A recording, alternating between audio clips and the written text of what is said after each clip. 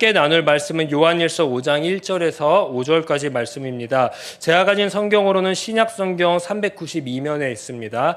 요한일서 5장 1절에서 5절까지 말씀 한 절 한 절 교독하신 뒤에 맨 마지막 5절은 다 함께 한 목소리로 합독하도록 하겠습니다. 예수께서 그리스도이심을 믿는 자마다 하나님께로부터 난 자니 또한 낳으신 이를 사랑하는 자마다 그에게서 난 자를 사랑하느니라. 우리가 하나님을 사랑하고 그의 계명들을 지킬 때에 이로써 우리가 하나님의 자녀를 사랑하는 줄을 아느니라. 하나님을 사랑하는 것은 이것이니 우리가 그의 계명을 지키는 것이라. 그의 계명은 무거운 것이 아니로다. 무릇 하나님께로부터 난 자마다 세상을 이기느니라. 세상을 이기는 승리는 이것이니 우리의 믿음이니라. 예수께서 하나님의 아들이심을 믿는 자가 아니면 세상을 이기는 자가 누구냐. 아멘. 누구든지 하나님을 사랑하노라 하고 그 형제를 미워하면 이는 거짓말하는 자니 보는 바 그 형제를 사랑하지 아니하는 자는 보지 못하는 바 하나님을 사랑할 수 없느니라. 아멘. 요한은 오늘 우리들에게 이야기합니다. 하나님을 보고 싶으세요? 또 하나님과 동행하고 싶으세요? 하나님을 사랑하고 싶으세요? 그럼 곧장 어떻게 해야 되냐면 형제 자매를 사랑하라 라고 이야기를 합니다. 우리가 너무너무 잘 알고 있는 베드로전서 4장 8절에도 이런 이야기가 있지 않습니까? 사랑은 허다한 죄도 덮는다라고 이야기를 합니다. 우리 함께 예배하는 모든 지체를 사랑할 줄 아는 우리 시냇가 에셀나무 교회 됐으면 너무너무 좋겠습니다. 만날 때마다 예배할 때마다 찬송할 때마다 다른 것이 남는 것이 아니라 우리는 예수 그리스도의 사랑이 남고 또 형제 자매 간에 나눴던 사랑이 남는 그러한 멋진 교회로 한 발 한 발 나아가기를 간절히 축복합니다. 그러기 위해 저도 노력하겠습니다. 우리 사랑하는 성도님들에게 사랑을 주려고 사랑으로 나아가려고요. 그러면 그 사랑을 받으면 우리 사랑하는 성도님들도 각 교구나 각 그 교회 학교나 만나는 사람들에게도 사랑을 전해주시기를 간절히 축복합니다. 그래서 우리 교회 사랑만 남는 교회 되기를 다시 한번 축복합니다. 제가 얼마 전에 최신 신간 기독서적을 한번 읽어본 적이 있습니다. 거기서 이러한 긴 글귀가 제 눈에 들어왔습니다. 한번 제가 읽어봐 드리도록 하겠습니다. 영혼이 없는 몸이 죽은 것처럼 생명의 충만함을 잃은 도시, 그 도시는 그 자체로 삭막한 공동묘지와 같다. 톱니바퀴처럼 돌아가는 도시의 일상에 시달리다 보면 우리는 어느 순간 세상의 욕망, 노예가 되어버려서 탈진하고 소멸하는 존재가 되어진다. 그리고 자신만의 삶의 패턴과 리듬을 잃어버린 채 세속이 작곡한 현대의 노래 위에 광대처럼 살아가게 된다. 따라서 신을 잃어버린 세속 도시에 사는 우리에게는 에덴 동산과 같은 그리고 세속의 일상을 회복시킬 수 있는 절대적인 시 공간이 필요한 시대를 살고 있다라고 이러한 글귀가 제 눈에 사로잡혔습니다. 너무 공감됐습니다. 개인적으로는요. 신을 잃어버린 세속 도시에 사는 우리들에게 무엇이 필요하다고 합니까? 에덴이라는 곳이 필요하다고 합니다. 세속의 일상을 회복시킬 수 있는 절대적인 시간과 공간이 필요하다라고 이야기합니다. 에덴은 다른 말로 이야기하면요, 기쁨으로 해석할 수 있습니다. 기쁨의 동산이 에덴 동산입니다. 왜 기쁨의 동산일까요? 이유는 간단하지요. 하나님을 인지할 수 있는 곳입니다. 하나님을 볼 수 있는 곳으로 생각할 수 있습니다. 더 나아가서 아담과 하와가 어땠죠? 에덴 동산에서 하나님과 동행했습니다. 그렇기 때문에 하나님을 사랑하는 기쁨으로 가득한 동산이었습니다. 그 증거로 사람을 대표하는 아담, 그 아담이 하나님이 만들어주신 피조 세계를 인지하고 날마다 바라봤습니다. 이름도 지어졌고요. 관심도 가졌습니다. 그리고 더 나아가서 그 피조 세계와 동행했고요. 그 피조 세계를 아담은 사랑했습니다. 하나님이 보여주신 거 함께하라는 거 거기서 최선을 다하면서 생육하고 번성하고 다스렸습니다. 이 한 단어를 신약의 언어를 좀 빌려오고 싶습니다. 저는 이 한 단어를 사랑이다라고 그렇게 한번 칭해보고 싶습니다. 즉 에덴 동산은 사랑의 동산, 기쁨의 동산이었던 것이지요. 지금 세상에 필요한 것은 무엇일까? 곰곰이 생각해 보았습니다. 아까 책을 읽고요. 아마 사랑이 가장 필요하지 않을까라는 생각을 했습니다. 생명의 충만함을 잃어버린 도시, 삭막한 공동묘지, 톱니바퀴처럼 돌아가는 그 도시의 일상에서 사람들은 탈진합니다. 그리고 또 소멸하는 것 같다고 합니다. 필요한 것은 어쩌면 사랑의 동산, 기쁨의 동산일 것입니다. 왜냐하면 기계처럼 살아가다 보면은 사랑을 경험하지 못할 때가 있고요. 기쁨을 어느 순간 빼앗길 때가 있습니다. 현대에 와서 이 동산을 다른 말로 번역하면은 아마 교회라고 대체할 수 있을 것 같습니다. 교회는 세상 한가운데에 있습니다. 하나님께서 저기 산골짜기로 교회를 보내지 않았습니다. 왜? 빛 가운데 그리고 왜 등경 위에 교회를 두었을까요? 누구나 다 볼 수 있는 곳에 교회를 세웠을까요? 그것은 아마 생명을 잃어버리고 있고 삭막하고 톱니바퀴처럼 돌아가는 이 일상 가운데 교회는 항상 비춰줘야 되는 게 있다. 항상 보여줘야 되는 게 있다라고 합니다. 탈진, 소멸, 그리고 삶의 이유와 목적을 잃어버린 사람들에게 교회는 딱 한가운데서 세상의 중심에서 기쁨, 사랑, 안식, 쉼을 선물해야 되기 때문입니다. 이 사명을 감당해야 되기 때문에 세상 한복판에 있는 겁니다. 도심 중심에 있는 것이죠. 예수님도 말씀하셨습니다. 마태복음 11장 28절에서요. 뭐라고 하셨죠? 수고하고 무거운 짐진 자들아 다 내게로 오라 내가 너희를 쉬게 한다라고 이야기를 했습니다. 그러면서 그 다음 절에는 이렇게 이야기합니다. 예수님께 나와서 쉼을 좀 배워라라고 이야기를 하십니다.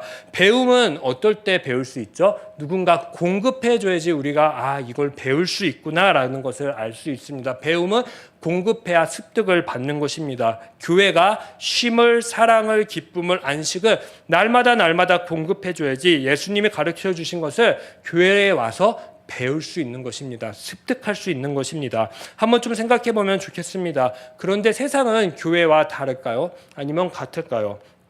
교회가 서두에 소개한 책과 같이 세상에 하는 짓을 똑같이 만약 한다고 하면요, 교회만 오면 생명을 잃어버리고요, 막 교회만 오면 삭막해요. 교회만 오면 톱니바퀴처럼 막 사역을 시켜요. 그로 인해서 탈진하고 소멸하고 나아가 예배의 이유와 목적을 우리가 날마다 교회를 통해서 잃어버린다고 합니다. 만약이에요. 이렇게 만든 근본적인 이유가 만약 혹시 나라는 존재 때문에 하나님의 가장 큰 계명 사랑이라는 그 계명을 반하고 살아가는 나라는 존재 때문에 일어나면은 만약에 그러면 우리 어떻게 그 하나님의 계명에 반한 삶을 책임지시겠습니까? 이 지점에서 저는 한 번쯤 우리 사랑하는 성도님들이 생각해 보시면 좋겠습니다. 우리 시냇가 엘셀나무 교회에서 나는 지금 어떤 위치에 있는지, 그리고 나는 어떤 생각을 하는지, 그리고 더 나아가 나는 어떤 모습으로 성도의 공동생활을 지금 행하며 살아가고 있는지 말입니다. 이 이야기를 제 자신에게 한번 만약에 적용해 보았습니다. 제가 나름 목사의 위치에서요, 목사의 관점으로 생각을 하고요, 목사의 삶만 막 성도님들을 만날 때마다 요구합니다. 그럼 교회 잘 굴러갈까요? 그럴 수도 있고 뭐 아닐 수도 있겠죠. 근데 아마 어쩌면 한 달 만에 막 불만들이 튀어나올 거라고 저는 생각합니다. 아니 왜 김 목사님은 만날 때마다 목사의 시선에서, 목사의 관점에서 맨날 뭐 하라, 저거 해라, 이거 해라, 왜 이렇게 나를 지치게 하지? 김 목사님은 나만 보면 일꾼으로 알아, 진짜 사랑이 없는 사람이야, 이런 말들이 저는 99.9% 튀어나올 거라고 생각합니다. 나름 좀 경험을 해보았던 거예요. 교회에서 경험한 게 아니라 저도 나름의 학교 다닐 때 만나는 친구들마다 반겨주고 아껴주고 사랑했어야 되는데 뭐 했는지 아십니까? 잘 있었어? 오늘 좀 이것 좀 하면 좋겠다. 너 잘 있었니? 오늘 내가 이거 하려고 하는데 같이 어디 좀 가자. 이렇게 일만 시켰어요. 일만. 그러니까 다들 탈진했던 겁니다. 다들 저만 보면 이제 피하기 시작하는 거예요. 왜요? 저는 늘 저의 관점, 저의 시선, 저의 위치에서 남을 판단했고 남을 조롱했고 남을 늘 평가했기 때문입니다. 제가 사진 한 장 오늘 보여드리고 싶은데 한 장 보면 좋겠습니다. 이거는 삼위일체를 잘 표현한 루브르프 안드레일의 구약성서의 삼위일체라는 것을 보고 그린 그런 작품입니다. 개인적으로 굉장히 좋아하는 그림입니다. 왜냐하면 저는 이 모습을 볼 때마다 어떤 것을 떠오르냐면요, 사랑이라는 단어를 떠오르기 때문입니다. 한번 생각해 보십시오. 사랑이라는 추상적인 개념이 존재하기 위해서는요, 누군가를 사랑해야 됩니다. 우리 두 번째 PPT 한번 보여주실게요. 누군가를 사랑하면요, 사랑받는 사람이 딱 하고 탄생할 수밖에 없습니다. 그래서 사랑받는 사람과 사랑하는 사람을 연결해 주는 게 있는데요. 그 가운데 뭐죠? 사랑이 계속 연결되고 연결됩니다. 순수한 사랑, 진정한 사랑, 대가 없는 사랑을 받으면요. 사랑하는 존재와 사랑받는 존재가 사랑하는 존재가 어느 순간요. 위치가 바뀌게 됩니다. 그리고 늘 그 사이에 무엇이 존재하는지 아십니까? 지금 그림처럼 사랑이 계속 존재하고 존재하는 것입니다. 이 모습이 아까 보았던 구약 성서의 삼위일체에 저는 잘 담겨 있다라는 생각을 해봅니다. 성부, 성자, 성령이 아까 그림 한번 다시 보여주실 수 있으세요? 그 그림에 성부, 성자, 성령이 지금 어디에 위치해 있는지 아십니까? 식탁 위에 지금 앉아 있습니다. 한 음식을 지금 먹고 있어요. 한 음식을 먹으면서 성부, 성자, 성령이 뭐 할까요? 당연히 대화하겠죠. 대화. 그리고 어떤 대화할까요? 저는 이런 대화할 것 같아요. 사랑의 대화를 할 것 같아요. 서로 사랑으로 이해하고 서로 사랑으로 돌보고요. 우리가 창조한 이 피조 세계 어떻게 하면 다시 사랑으로 단단하게 만들 수 있을까? 지을 수 있을까? 지금 어떻게 하면은 우리가 어떤 도움을 줄 수 있을까? 최대한의 선으로, 최대한의 평화로, 최대한의 사랑을 끌어내는 자리가 바로 저 자리라고 생각합니다. 성부, 성자, 성령 이 그림 속에서 어느 한 명도 일방적으로 대화를 주도해 나가지 않습니다. 사역을 주도해 나가지 않습니다. 늘 사랑이라는 관점으로 서로 이야기를 하고요. 나누면서 피조 세계에 사랑을 전달하고 끼치는 모습을 한 작가가 이렇게 그림으로 그렸습니다. 오늘 우리가 읽은 요한일서 말이죠. 요한일서는 세상이라고 해서 코스모스라고 합니다. 이 코스모스라는 장소에서 교회는 과연 어떤 역할을 해야 되는지 제안을 해주고 있습니다. 이 편지의 소론인 요한일서 1장 3절 말씀을 한번 우리가 함께 합독하면 좋겠습니다. 한번 우리 합독하시도록 하겠습니다. 우리가 보고 들은 바를 너희에게도 전함은 너희로 우리와 사귐이 있게 하려 함이니 우리의 사귐은 아버지와 그의 아들 예수 그리스도와 더불어 누림이라. 아멘. 여기서 사귐이라고 2번 나오고 누림이라는 단어가 1번 나옵니다. 다 같은 단어입니다. 사귐, 누림 3번 나오네요. 너무나 우리가 잘 알고 있는 헬라어로 이야기하면요. 코이노니아라는 그러한 단어입니다. 코이노니아 뭐죠? 교제입니다. 교제. 어떤 교제일까요? 아까도 보았듯이 요한은 사랑의 교제를 오늘 우리들에게 알려주고 있습니다. 세상 코스모스라는 곳에서 가장 대조되는 모습은 바로 교회 안에 무엇이 있어야 되는지 아십니까? 요한은 오늘 단언하게 얘기합니다. 가장 큰 특징, 세상과 가장 큰 특징, 교회에 가장 많이 녹아내야 있어야 되는 것은 바로 사귐이다. 사랑의 코이노니아다라고 오늘 이야기를 합니다. 요한이 말하는 이 사귐, 이 코이노니아는 만나서 먹고 마시는 것을 이야기하는 것이 아닙니다. 아까도 그 한 식탁의 그림을 그대로 그리는 것입니다. 하나님, 성령님, 예수님이 한 자리에서 서로 대화하고 사랑합니다. 이 모습을 오늘 교회에도 고스란히 적용해야 된다라고 이야기를 합니다. 이 모습이 있어야지 우리가 아까 함께 보았던 요한일서 5장 1절에서 5절의 말씀, 세상의 승리를 선포할 수 있다라고 요한은 이야기합니다. 사랑의 코이노니아로 말미암아 세상에 교회가 가장 다른 것을 제시할 수 있다라고 이야기하는 것이죠. 그런데요, 사랑의 코이노니아, 오늘 교회 가운데 참 낯선 단어이다라고 생각을 합니다. 어쩌면 낯선 덕목이다라고도 생각해 볼 수 있습니다. 왜냐하면요, 교회를 자세히 들여다보면요, 사랑의 코이노니아가 굉장히 부족하다라는 것을 가끔 저는 느낄 때가 있습니다. 사랑의 언어보다도요, 비판의 언어가 참 많습니다. 교회 욕도 하고요, 성도 욕도 하고요, 더 나아가 목사 욕도 하고요, 더 나아가 목회자 욕도 합니다. 그 말을 또 들으면 뭐 욕하고 싶은 마음이 막 반대로 또 튀어나올 수도 있겠죠. 그러다 보면은 저는 이런 모습이 반복되면은 참 교회가 슬플 것 같아요. 저는 나름대로 꿈을 하나 가지고 있는 게 있습니다. 바로 뭐냐면요, 비판이 없는 교회가 되면 좋겠다. 사랑의 언어만 날마다 넘치는 교회가 되면 좋겠다라는 그 꿈을 옛날부터 나름 가졌습니다. 이 꿈을 우리 시냇가 에셀나무 교회가 실현하고 실천하기를 간절히 축복합니다. 이 사랑의 언어, 이것이 굉장히 많아져야 됩니다. 비판의 언어 말고요, 불만의 언어 말고요, 불평등의 언어 말고요, 평화, 평등, 장벽이 없는 곳이 어쩌면 교회여야 됩니다. 그런데요, 교회를 자세히 보면요, 가장 장벽이 많습니다. 끼리끼리 만나고 끼리끼리 모이는 그러한 모임 말이죠. 더 나아가서 사랑의 교제는 연합이라는 것을 날마다 추구합니다. 예수님은 늘 연합을 추구하시죠. 그런데 교회를 자세히 보니까 연합보다요, 거짓말하고요, 증오하고요, 그 거짓말과 증오의 전염병을요 퍼뜨립니다. 어디 안에서요? 몸된 교회라는 곳 안에서 말이지요. 저는 이 모습이 사실 요한 1서의 배경이 되는 1세기 당시에 로마의 아난토리아 그 반도 소아시아에 흩어져 살던 그리스도인들에게도 이 믿음 생활이 방해가 됐던 요소라고 생각을 합니다. 로마는 거대한 나라입니다. 1세기예요. 가장 위협적인 나라입니다. 가장 위협적인 세상입니다. 그 뒤에 사람들은 생각했습니다. 악한 자가 있을 것이라고, 뭔가 미혹하는 영이 있을 것이라고 생각했습니다. 늘 거짓이라는 미혹, 증오라는 것, 비판이라는 것, 그걸로 통해서 장벽을 쌓고 쌓아간다라고 이야기합니다.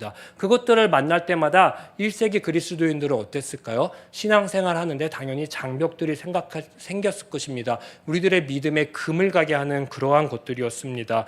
요즘은요, 다른 게 있다면요, 옛날에는요, 외부에서 내부로 침입합니다. 성경 바울 서신이나 서신서를 보면요, 늘 외부에서 내부 교회를 공격합니다. 그런데 좀 다른 게 있습니다. 요즘은 내부에서 내부를 무너뜨리는 것입니다. 내부 교회 안에서 연합이 아니라 파다, 내부 교회 안에서 사랑의 언어가 아니라 비판, 내부 교회 안에서 진실이 아니라 거짓, 내부 교회 안에서 시기와 질투 그리고 증오가 싹트기 시작합니다. 그것들은 다 비교라는 단어 안에서, 불평등이라는 단어 안에서 이루어지면서 전염병이 조금씩 퍼져나갑니다. 그러니까요, 교회는 어쩌면 세상의 대안이 되어야 되는데요, 대안이 될 수 없는 시대를 우리가 지금 살아가고 있는 줄도 모릅니다. 세상과 별반 차이 없는 그러한 교회일 수도 있습니다. 그러다 보니 교회는 늘 교회로서의 남는 것이 아니라 교회는 늘 건물로서만 남기도 합니다. 생명을 공급해야 될 곳인데 생명을 빼앗아가고요, 기쁨을 얻고 싶어서 교회에 왔는데 그 희망의 싹도 가끔 눌러버리는 게 교회가 될 수도 있습니다. 하나님이 사랑한다고 보낸 성도를 자기 마음대로 판단하고 비판할 때도 있습니다. 하나님의 사랑의 코이노니아를 닮아야 하는데요, 세상의 코스모스를 닮을 때가 종종 있습니다. 그래서 그런지요, 요한은 오늘 본문 4절을 보면요, 이긴다, 승리한다라는 단어를 가지고 옵니다. 제발 좀 세상에서 이겼으면 좋겠다, 승리했으면 좋겠다라는 요한의 강력한 의지가 4절에 담겨 있습니다. 이 이김, 승리라는 단어는요, 니케라고 합니다. 로마 당시에 많은 신들 가운데 한 신이 바로 니케였습니다. 승리의 여신. 우리 혹시 나이키 신발 오늘 신고 오신 분 계십니까? 저 나이키를 굉장히 좋아하는데 그 나이키의 언어의 근원이 니케입니다. 주 1세기 전후로요, 로마는 팍스 로마라는 그러한 평화의 로마라는 것을 외치면서요, 강력한 기병과 군대를 앞세워서 주변에 있는 모든 민족들을 정복해 나가기 시작합니다. 그렇기 때문에 승리라는 이 단어는요, 국가의 이념이었고요, 그 시대를 지배하는 최고의 정신적인 가치가 바로 니케 승리였습니다. 우리 다들 아실 것입니다. 콜로세움 들어보셨죠? 거기서 검투사들이 나와서 늘 싸움을 합니다. 네, 맞습니다. 그런 싸움의 스포츠가 자리 잡았던 그러한 시대가 바로 팍스 로마 시대입니다. 평화라고 했는데 싸움이고 전쟁입니다. 승리해야 평화가 온다라는 것을 어떤 나라보다 잘 보여주는 게 바로 로마입니다. 그래서 그런지요, 이들이 추구하는 덕목에는요, 승리에 필요한 용기가 덕목이었고요, 인내가 덕목이었고요, 절제가 덕목이었습니다. 사랑이 덕목이 아니었습니다. 이렇게 누군가를 짓밟고 자신이 돋보여야지 언젠가 승리할 수 있기 때문에 늘 승리만 강조했습니다. 칼과 폭력, 질서, 독재, 일어나 분열 등의 이 거짓된 시대를 이길 수 있고 당당하게 선포할 수 있는 것은 바로 승리밖에 없다, 니케밖에 없다라고 로마는 이야기를 합니다. 그런데요, 요한은 오늘 그거에 반대로 얘기하는 겁니다. 요한 1서 5장 1절에서 3절은 하나님의 계명을 따라 살아가는 형제 자매들이 서로 사랑의 코이노니아를 해야 된다라고 이야기를 합니다. 이 모습을 우리들에게 1절부터 3절 길게 이야기를 하고요, 그리고요, 이 1절부터 3절의 모습을 4절에 딱하니 갖다 붙입니다. 4절, 승리하는 것, 이기는 믿음은 바로 형제 자매를 사랑하는 그 모습으로 이기는 거지, 로마와 같은 모습으로 누군가를 분열시키고 누군가를 짓누르고 누군가를 힘들게 하는 것으로 승리하는 것 아니다라고 오늘 요한은 이야기를 합니다. 그리고 요한은 5절에서 마지막으로 질문을 합니다. 세상을 이기는 사람은 도대체 누구입니까? 예수가 하나님의 아들이심을 믿는 사람은 도대체 누구입니까? 이렇게 두 번 질문을 합니다. 세상과 다른 교회, 세상의 대안이 되는 교회, 하나님의 아들을 믿는 교회는 누구입니까? 질문하는 겁니다. 우리들에게 말이죠. 누구입니까? 바로 1절에 나와 있습니다. 믿음의 형제 자매를 사랑하는 사람이 세상을 이긴 사람이다라고 요한은 분명하게 자신 있게 이야기를 합니다. 승리는요, 나눔, 분열, 거짓, 증오, 비판, 이러한 뭔가 질서를 잡아감, 이런 걸로 하는 것이 아니다라고 요한은 분명히 이야기합니다. 오직 뭐로 한대요? 사랑으로만 승리할 수 있다라고 이야기를 합니다. 오늘날 하나님의 교회가 세상을 이긴다는 것은 그럼 무엇은 뜻일까요? 서두의 질문에 한번 이제 답을 해 나아갔으면 좋겠습니다. 신을 잃어버린 세속화된 도시를 살아가는 우리들에게 에덴 동산과 같고 세상의 일상을 회복시킬 수 있는 절대적인 시공간, 이것은 교회여야만 합니다. 그러면 교회는 이곳에서 무엇을 날마다 공급해 주어야 될까요? 그것은 바로 오늘 쭉 이야기한 사랑의 코이노니아입니다. 형제 자매를 사랑하는 모습으로만 세상에 지치고 힘든 사람들을 다시 한번 쉼과 회복과 영원한 안식을 맛볼 수 있다라고 이야기를 합니다. 우리가 말한 사랑의 코이노니아는요, 그냥 우리의 이기심으로 사랑을 주는 것이 아니라요, 아까도 그림에서 보았듯이 하나님, 예수님, 성령님이 한 식탁에서 서로의 사역에 공감을 하고요, 서로의 일상에 공감을 하고요, 서로를 다독여주면서요, 한 마음 한 뜻으로 나아가는 사랑이라고 오늘 요한은 이야기를 합니다. 저는 우리 시내가 에셀라무 교회가 무조건 이 사랑이 이 교회에 자리 잡아야 된다라고 생각합니다. 이유는 굉장히 간단합니다. 우리 교회 막 탄생한 교회이지 않습니까? 우리 아직 때 묻은 교회 아니잖아요. 무언가 다 해볼 수 있는 교회잖아요. 때 묻지 않았습니다. 아직 내 신앙의 관점, 내 생각, 내 경험들 충분히 내려놓을 수 있는 그러한 교회입니다. 그런 것들 중요할 수도 있는데요, 허나 하나님의 그 사랑 앞에서는요, 단 하나도 중요하지 않다라고 오늘 요한은 이야기합니다. 또 요한은 이야기합니다. 강력하게 말이죠. 아까 제가 서두에 축복하며 나아갔습니다. 하나님을 사랑한다라고 고백하는데요, 형제 자매를 사랑하지 않잖아요. 교회 안에 한 식구를 사랑할 줄 모르잖아요. 그러면 죄송합니다. 하나님을 사랑하지 않는다라고 요한은 강력하게 이야기를 합니다. 우리 하나님 사랑하지 않습니까? 하나님 사랑해서 이 자리에 모인 거잖아요. 그러면 우리 주변에 있는 형제 자매를 사랑하는 교회로 발돋움해 나가기를 축복합니다. 우리 제발 좀 하나님, 예수님, 성령님이 서로를 강력하게 사랑한 것처럼요, 우리도 서로를 사랑하는 그러한 교회 되기를 축복합니다. 기억하면 좋겠습니다. 하나님, 예수님, 성령님이 서로를 사랑해서 나온 결과가 바로 교회입니다. 그럼 교회는 하나님, 예수님, 성령님의 일방적인 사랑이 아니라요, 주고받는 사랑에서 탄생했으니 우리도 이 교회 안에서 일방적 사랑을 하는 것이 아니라 이제 주고받는 사랑으로 나아가야 됩니다. 무엇을 주고 싶으세요? 그리고 또 무엇을 받고 싶으신가요? 이 주고받는 사랑을 통해서요, 우리 교회에서 찬송만 하면요, 예배만 드리면요, 그리고 성도 간의 공동생활을 할 때마다요, 쉼을 느꼈으면 좋겠습니다. 그리고 생명을 느꼈으면 좋겠고, 안식과 기쁨, 사랑을 누렸으면 좋겠습니다. 다시 강조합니다. 우리 형제 자매끼리 사랑하는 멋진 교회 되기를 축복합니다. 약합니다. 교회가 사랑으로 단단해져 가기를 축원합니다. 이제 한번 마지막으로 상생해 보면 좋겠습니다. 형제 자매가 과연 사랑하는 모습은 과연 어떤 모습일까요? 교회 안에서 말이죠. 사랑의 코이노니아는 어떤 모습이 주고 받아야 될까요? 이 단어 속에서 나는 지금 어떤 역할을 앞으로 해 나가야 될까요? 어떤 모습으로 성도의 교제를 해 나가야 할까요? 한번 상상해 보면 좋겠습니다. 제가 이제 좋아하는 영화 한 편을 소개하고 이제 말씀을 정리하도록 하겠습니다. 저는 이렇게 보이기와 좀 다르게요. 나름의 영화랑 드라마를 굉장히 좋아합니다. 저는 그리고 또 영화 드라마 좋아하는 게 스토리가 무조건 있어야 돼요. 스토리 없는 영화랑 그런 드라마는 별로 안 좋아해야 돼요. 어떤 스토리냐면요.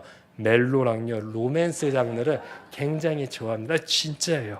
그래서 오늘 소개시켜드릴 영화도요 저한테는 멜로고 로맨스였어요. 이런 영화를 한번 볼 때마다 저는 구체적으로 교회가 이런 모습이면 좋겠다라는 상상을 가끔 많이 합니다. 영화를 보면서 드라마를 보면서. 왜냐하면 영화와 드라마는 시각화되었잖아요. 사랑하는 모습이 이런구나라는 것을 가끔 깨닫습니다. 영화랑 드라마를 보면서요. 그런데 저희 아내랑 같이 보았던 영화인데요. 로맨스예요. 그리고 멜로예요. 저희 아내는 시작부터 끝까지 잤어요. 네, 어떤 영화인 줄 아세요? 바로 한번 사진 보여주실까요? 안시성이라는 영화였어요. 전쟁 영화인데요. 시대물이고 액션이에요. 저는 굉장히 멜로로 봤고 그리고 로맨스로 봤는데 아내는 재미가 없고 기억이 하나도 안 난다고 합니다. 이 영화의 배경은 이렇습니다. 연개소문에 반역한 고구려의 공식 왕따인 안시성 성주인 양만춘이 있습니다. 5천 명의 군사로 전쟁이라는 신이라고 불렸던 당나라 이세민의 군대 20만 명 그 대군과 싸우는 그러한 장면을 그렸던 그러한 영화입니다. 혹시 보신 적 있으신가요? 550만 명이 우리나라 사람이 봤다고 하는데 보신 분 있으시죠? 다행입니다. 저는 이 속에서 나름 사랑을 찾았습니다. 어떤 사랑을 찾았냐면요. 안시성을 사랑하는 성주 그리고 그 구성원들의 모습을 보고 사랑이라는 모습은 바로 이런 게 사랑이구나 했습니다. 마치 안시성은 저에게는 교회와 같았어요. 교회구나 라고요. 그리고 성주는 어떻게 저한테 비춰졌냐면요. 목사로 비춰졌고요. 전도사로 비춰졌고요. 교회 장로로 비춰졌고요. 권사와 집사로 비춰졌고 우리로 말하면 또 교구장과 선교회장, 기관장, 부장, 교사 등으로 저에게는 성주가 다 비춰졌습니다. 그리고 모든 나머지 구성원들은요. 교회의 다음 세대와 그리고 또 우리가 교인으로서 돌보아야 되고 관심을 주어야 될 그러한 성도로 저에게는 영화를 볼 때 생각났습니다. 아직도 그 장면이 늘 저에게는 생생합니다. 한 2분 30초짜리 영화인데요. 한번 시청을 살짝 해볼까요? 네, 한번 보여주시면 좋겠습니다. 말도 안 되는 싸움이 되겠구만. 예상을 했지만 직접 보니까 너무 많은데요. 백성들이 저 많은 군대를 정말 보고 이제 싸우실 겁니까? 두려워하는 거예요. 지금요. 아까 제가 말한 설교로 하면요. 시기, 질투, 이기심, 거짓 평화가 우리 교회 안에 지금 가까이 와 있는 거예요. 세상의 거대한 문제 로마가 가까이 와 있는 거예요. 다들 표정이 좋지가 않아요. 긴장을 했어요. 어떡하지? 20만 대군 앞에 오늘 우린 다 죽었다. 다 분열되는구나. 그 생각을 했을 겁니다. 그때 이제 성주가 한 외침을 합니다. 어떤 외침이냐면요. 당나라 군대가 오고 있다는 얘기가 들려왔을 때 모두들 나에게 물었다. 성주는 어떻게 할 겁니까? 그때 나는 싸울 거라고 말했다. 어쩌겠냐? 내가 물러서는 법을 배우지 못한 걸. 나는 무릎 꿇는 법을 배우지 못했고 항복이란 걸 배우지 못했다. 내가 배운 건 싸워야 할 때는 싸워야 한다는 거다. 어느 놈이 나의 소중한 것을 짓밟고 빼앗으려고 할 땐 목숨을 걸고 싸워야 한다. 지금이 바로 그때다. 저 뒤를 돌아봐라.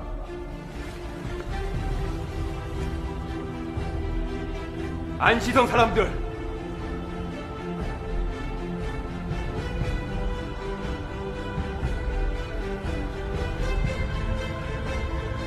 우리에게 소중한 건 바로 저들이다.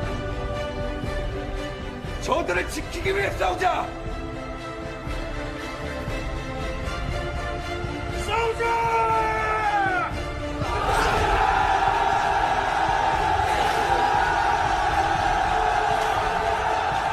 이제 두려움이 없어졌네요.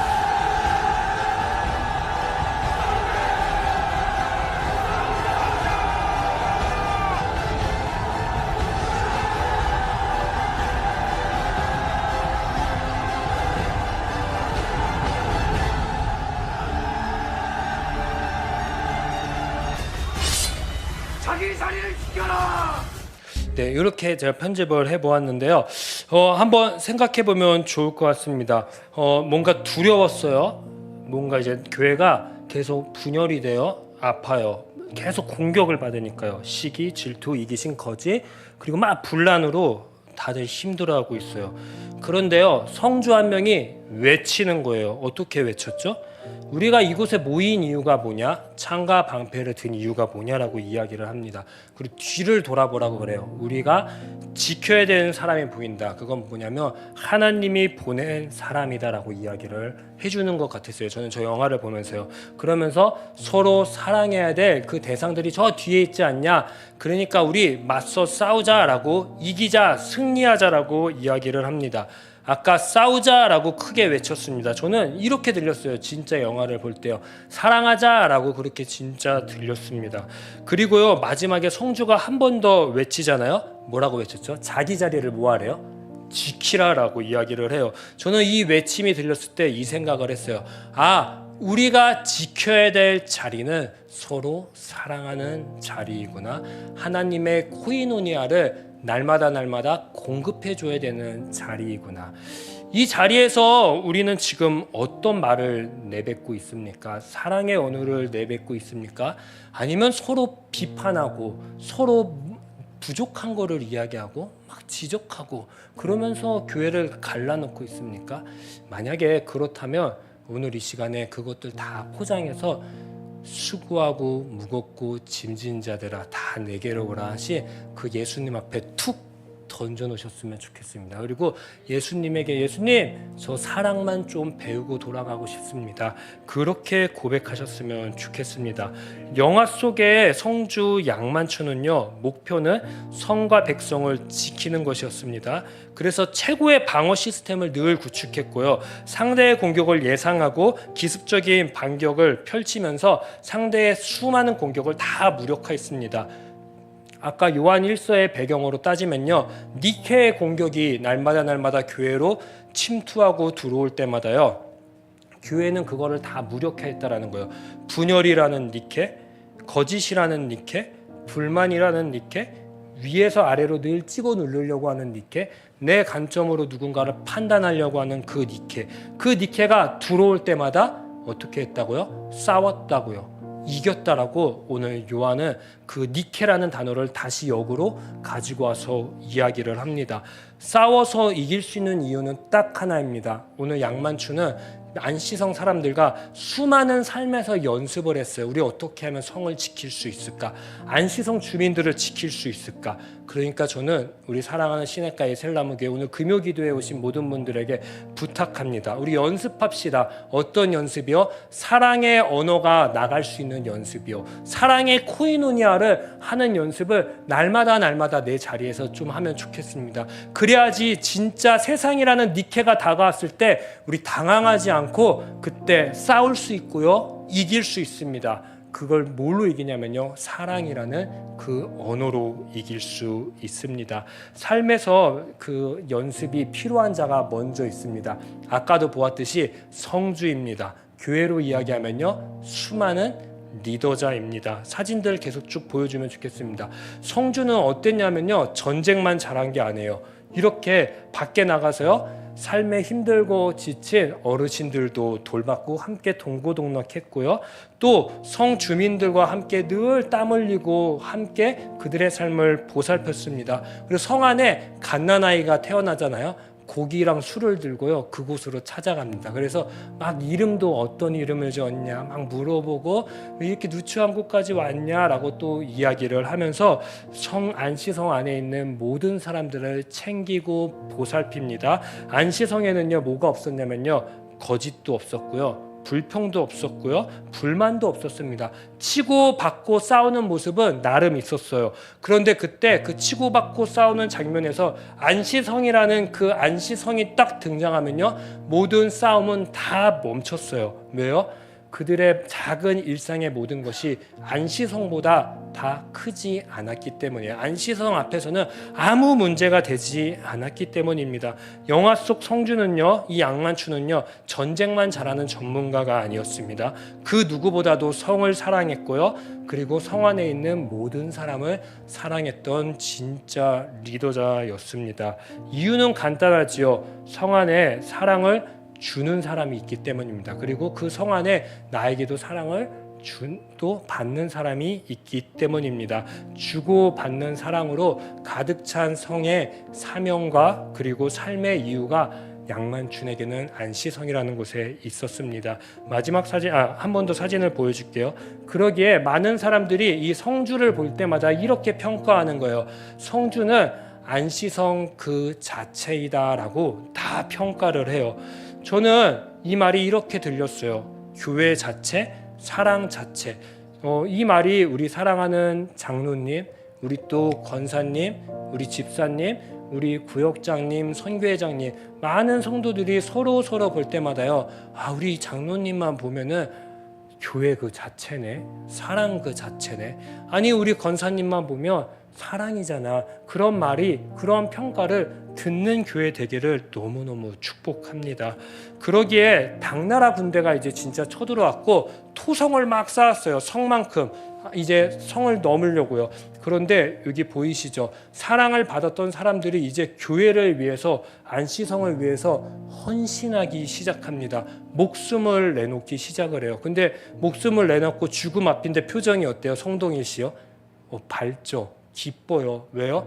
안시성 주민들을 생각하면, 우리 교회를 생각하면, 사랑 가득한 교회만 생각하면 기쁜 거예요. 왜? 내가 받은 사랑을 대갚할 수 있기 때문에 기쁜 거예요. 저는 이 안시성을 보면서 이 안시성은 코이노니아 그 자체였구나. 사랑의 코이노니아. 조금 부러웠습니다. 너무 부러웠어요. 조그만한 안시성이에요. 진짜 작은 안시성. 대군 앞에서요 물러서지도 않았고요. 싸워서 승리했습니다. 수많은 역사학자들이 이거 안시성이 승리해서 이길 수 있는 포인트는 딱 하나라고 이야기를 했습니다. 바로 내부적 단결이라고 합니다. 이 내부적 단결을 저는 사랑의 단결, 사랑의 경험으로 뒤바꿔서 우리 사랑하는 성도님들에게 이야기해주고 싶습니다. 안시성을 사랑하는 이 마음으로 모든 사람이 한 마음 한 뜻, 그래서 진정한 승리를 경험했던 것처럼 우리 시냇가 에셀나무 교회도 예수 그리스도의 진정한 사랑을 날마다 경험하잖아요. 사랑은 다른 데서 발생하는 것이 아닙니다. 십자가에 못 박혀 죽으신 그 예수 그리스도로부터 그 사랑은 발생하는 것입니다. 발생했고 그 사랑이 오늘 우리를 숨쉬게 했고 구원했고 살려주었습니다. 그럼 이제 우리 이 사랑 대갚아야 되는 거 아닙니까? 어떻게 해요? 사랑의 언어로 대갚아주면 좋겠습니다. 형제 자매를 사랑하는 모습으로 대갚아 주셨으면 좋겠습니다.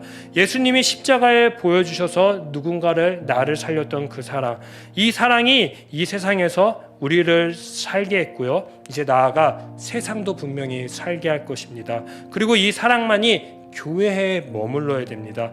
그래야지 교회가 진짜 세상 한복판에서요 대안이 될 수 있습니다. 우리 시냇가 에셀나무 교회, 여기 대학 청년들 늘 지쳐 있어요.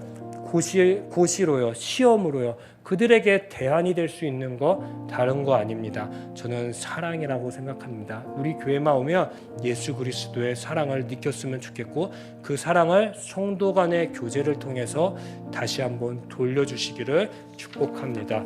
우리 함께 찬양하며 나아가도록 하겠습니다. 우리를 사용하셔서 함께 찬양하시겠습니다.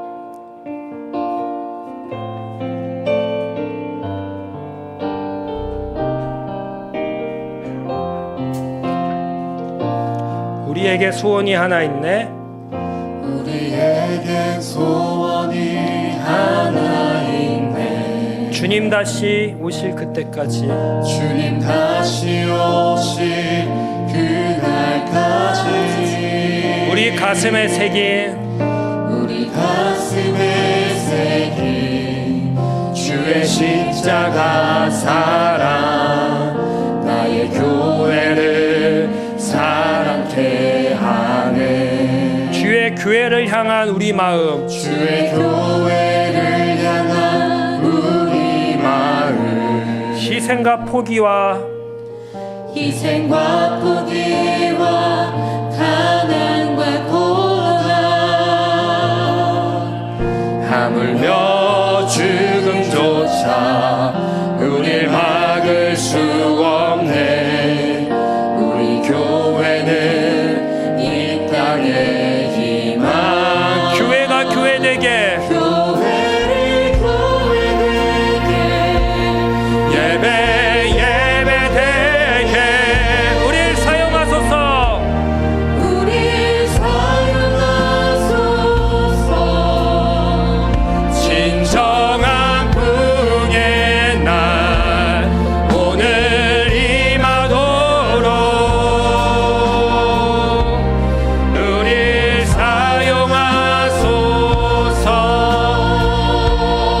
사용하소서. 우리에게 소원이 하나 있네.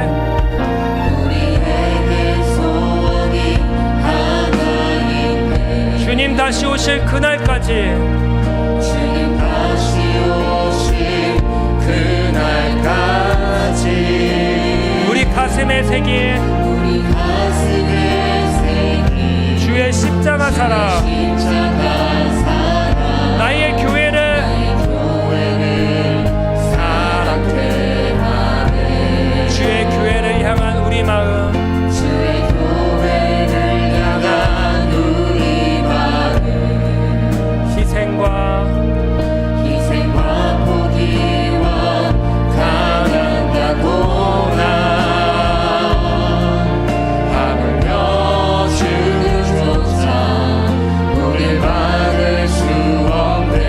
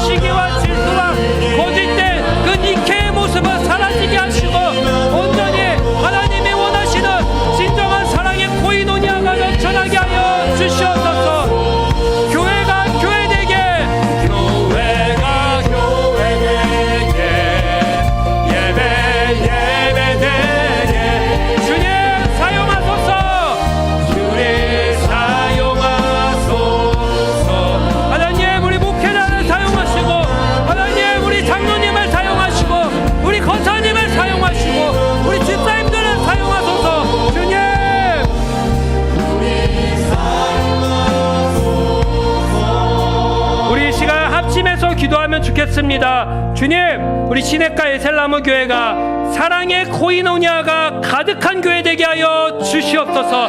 그런 교회로 나아갈 수 있게 하여 주시옵소서. 주님, 그리고 혹시나 내 삶 가운데에 사랑의 코이노니아를 방해하는 요소들이 수많은 게 자리 잡고 있다면 오늘 이 시간 주님 앞에 고백합니다. 그 자리 잡은 거 제거하여 주시옵소서. 그리고 그 제거한 자리에 교회를 사랑하는 마음, 교회 구성원을 사랑하는 마음, 그 사랑의 언어를 나의 마음 가운데에 부어 주시옵소서. 그리고 마지막으로 너무너무 사랑하기 힘든 상태에 이루어지지 않다면은, 사랑을 주기에 지금 너무 내 삶이 피폐해 있다면은 이렇게 기도하면 좋겠습니다. 주님, 저 오늘 사랑받고 싶습니다. 주님의 사랑이, 주님의 위로가 필요합니다. 주님의 그 거룩한 사랑으로 나를 덧입혀 주시옵소서라고 우리 주여 한번 외치신 뒤에 합심해서 기도하겠습니다. 주여,